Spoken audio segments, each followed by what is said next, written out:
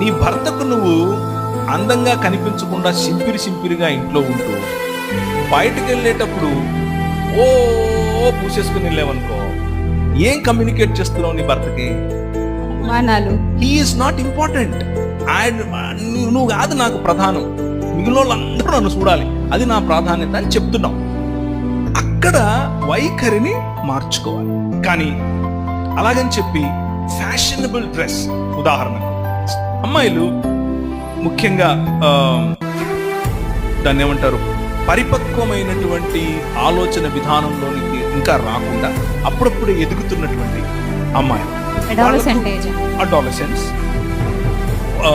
Teenage దాటిన తర్వాత 17 to 24, 25 వాళ్ళకు అప్పుడు ఇంకా ఆ మెచ్యూరిటీ అనేది ఫామ్ అవుతోంది మైండ్లో. అలాంటి వాళ్ళను నువ్వు ఇదే చెయ్యి అని ఒత్తిడి పెట్టడం వల్ల